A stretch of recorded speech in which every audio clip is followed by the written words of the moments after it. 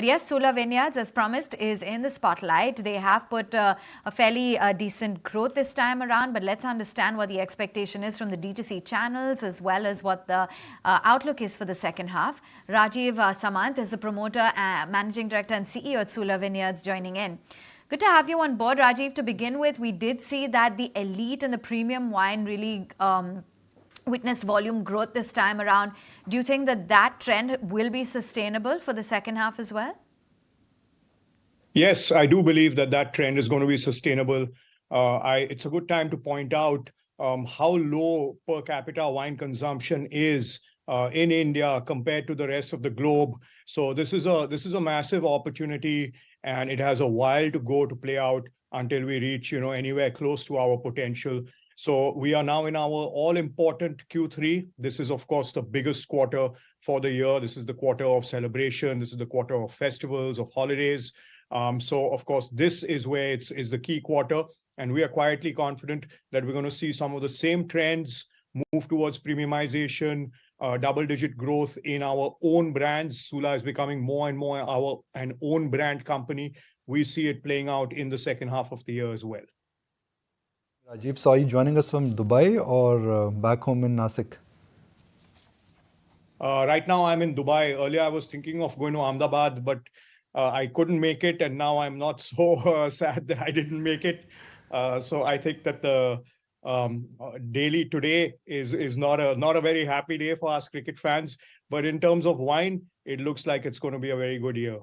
Okay, when you say very good year, you've already guided for a 15% growth. Now, what does very good mean for you? Because when you are guiding for a 15% growth, that is something markets know. But now if you're saying very good, will 15 become 20? Will 15 become 25? What is that definition of very good for you?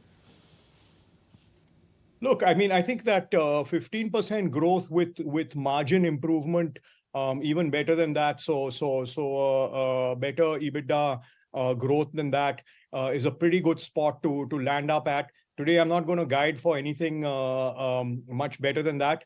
I think even if we hit that, that's quite a sweet spot.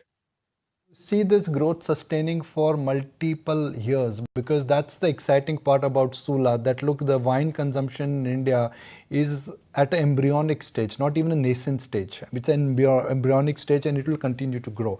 So do you see that if one has to look at the 3 to 5 year CAGR growth for Sula, it is very easy to say that 15% is the bare minimum?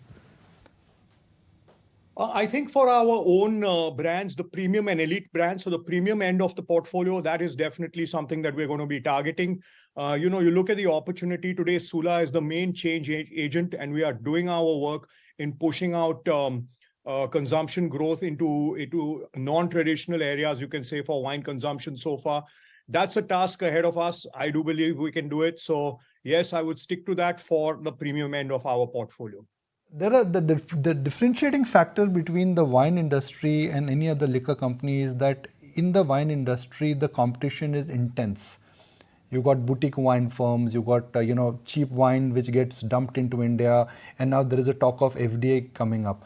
Is that a valid fear that unlike a lot of other liquor companies which have brands which are limited and competition is limited and restrictive, in your category it's unlimited? So I would say that, look, in most categories today, there's rampant competition. There's, FTAs do impact everyone. Sula has really taken the massive share of that sweet spot, which I would say is between 800 and 1500 rupees. We are by far and above the market leader. Our leadership in that is more than our leadership in the overall category. The discounting and the small players that you talk about is really sub 500 rupees. That's where we see it. That's why we are not concentrating on that segment at all. And when you talk about the imports, really where all the action is going to be is at above 1500 rupees. So you have a sweet spot, which is affordable, but not cheap. Slightly aspirational, but not expensive, not super expensive by any means. And Sula really has ownership of that spot, and we aim to keep ownership of that spot. And that is the 800 to 1500 rupee price segment. How are you exactly going about beefing up your distribution, the tie-ups, have a pan-India kind of an imprint? Because a lot of times there are certain regions where it's a very local market as well. So what's your distribution strategy here? So we are a national brand today. However, having said that, we face different challenges in different states. As you all know, excise is a very state-driven matter. So you have very high taxes in certain states on wine, and therefore you're going to see probably less of our presence in those states. And you have very low taxes on wine in certain states where you'll see a much bigger presence. But in terms of tying up with all India players, national players, we have the most robust tie-ups in the industry with the likes of Indian hotels, the Oberoi Group, the ITC Group. That's in the big five-star category. We have tie-ups with all the lounge operators today across the country in the airport lounges. This is a big, huge growing market for us. Those are the kinds of things that we already have tied up, but there's always more and more big players coming in who we are always moving towards tying up with and always getting success in that. What is the expectation from this harvest season given the unseasonal rains? So it's looking very good for us. I must say that it's not been really unseasonal rains as much as like no rain in August and then good rain in September to make up a good amount of that rain. So in terms of our growers, we always are talking to all of them across. We take a poll. We have our data. It's looking good. Looks like it's going to be another bountiful harvest. That's going to be our fourth bountiful harvest in a row in terms of quantity as well as quality. So no issues at all on the supply side, the way I see it for the next year and a half. Okay, good to know. And what about the outlook then in terms of the wine tourism revenue? What kind of target are you setting out for FY25? Can you do 100 crores of wine tourism revenue? Because that is something that you had suggested.